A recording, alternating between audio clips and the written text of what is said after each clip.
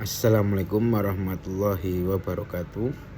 Saya mahasiswa PJJ kelas A35 ingin menerangkan atau mendiskusikan tentang pemerataan pendidikan di Indonesia yang saat ini bisa kita ketahui bahwa apakah sudah sesuai dengan tujuan Indonesia Emas atau belum. Nanti kita saksikan bersama-sama bahwa yang pertama, bahwa pemerataan di Indonesia menurut saya itu dalam pengertian yang pertama adalah pemerataan adalah upaya memastikan seluruh warga negara mendapatkan akses pendidikan. Nah, seluruh akses pendidikan ini harus seluruh merata dan harus fokus dalam tujuan awal, yaitu pendidikan.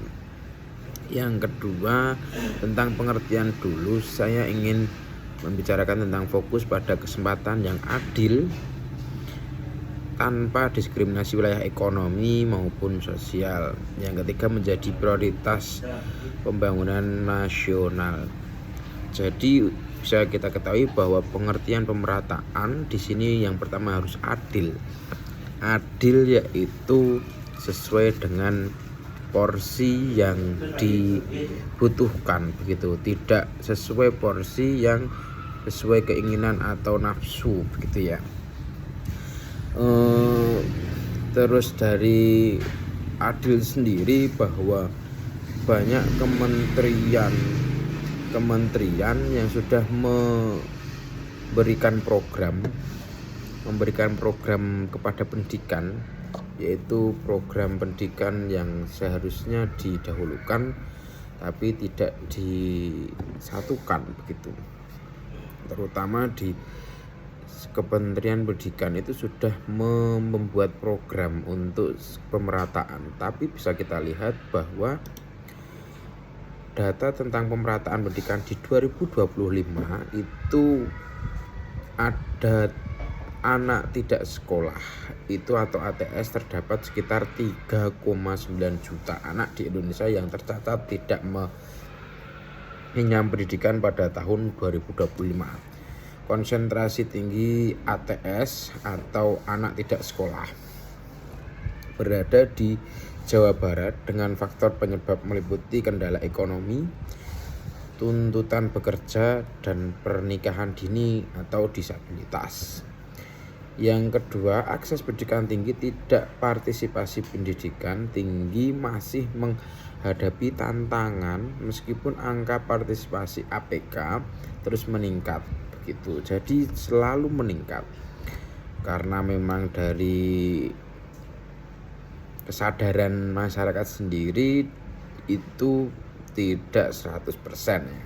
Kalau di desa-desa mungkin ya bisa dikatakan 80% karena dia lebih memilih bekerja daripada sekolah. Terus dari segitu pun juga fasilitas pendidikan gitu. Di tahun 2025 ini terdapat sejumlah fasilitas pendidikan, yaitu per November di data dari CNN ini di Jawa Timur memimpin secara nasional dengan 67,5 ribu unit sekolah aktif, menunjukkan potensi ketimpangan ketersediaan infrastruktur wilayah lain. Nah, padahal di Jawa Timur itu sudah 67,5. Nah, seharusnya setiap wilayah itu harus rata, sedangkan di sini hanya kota-kota tertentu saja yang bangunan atau infrastruktur atau fasilitas pendidikan itu layak, gitu. Jadi menurut saya pemerataan di Indonesia dalam khususnya pendidikan ini tidak begitu merata. Disebabkan oleh apa? Tadi yaitu yang pertama, kondisi geografi Indonesia yang beragam. Ada yang memang wilayahnya itu mementingkan pendidikan, contohnya di kota-kota tertinggi, Ada yang hanya mementingkan ijazah saja di kota-kota tertentu atau pelosok desa atau di mana itu, kayak di film Laskar Pelangi waktu dulu. Terus yang kedua adalah keperbedaan sosial ekonomi. Yang ketiga, ketersediaan tenaga pendidik. Dan yang keempat yang perlu diperhatikan adalah infrastruktur pendidikan dan teknologi. Jadi bisa disimpulkan bahwa pendidikan di kota besar atau di Indonesia itu hanya yang dibantu atau yang dilibatkan, yang diurusi dalam artian itu adalah yang kota-kota yang bisa dijangkau oleh pemerintah. Nah, hal ini yang saya tidak sepakat, karena pendidikan yang bagus itu adalah pendidikan di desa, bukan di kota.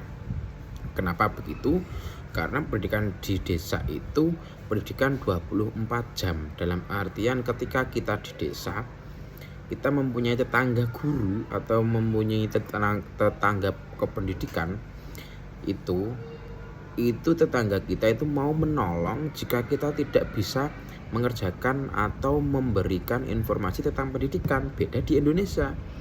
Kalau kita di Indonesia, maksudnya di kota, kalau sudah selesai belajar KBM di sekolahan, guru ya sudah, tidak ada kata membantu. Nanti kalau kita ingin membantu, nanti tanda kutip adalah ikut di dalam aturan guru tersebut, yaitu yang dinamakan les. Beda di desa, begitu ya. Jadi sebenarnya pendidikan yang bagus adalah pendidikan di desa, pendidikan yang tahu karakter anak, situasi anak, dan situasi orang tua, begitu.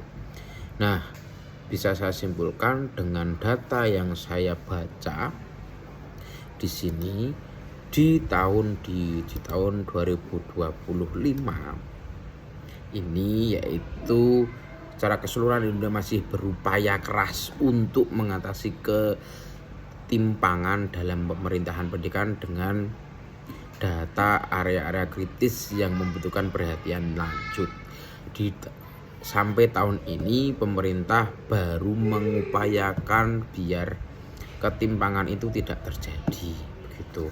Ini terbukti di Desibang Sida yang saya baca itu 3,9 juta anak tidak sekolah di Indonesia tadi, begitu. Tidak sekolah dengan latar belakang ekonomi, terus latar belakang kondisi geografi, perbedaan sosial dan ekonomi, ketersediaan tenaga pendidikan itu. Mungkin cukup itu yang bisa saya sampaikan. Kurang lebihnya saya minta maaf. Wallahu muwaffiq ila aqwamit thoriq. Assalamualaikum warahmatullahi wabarakatuh.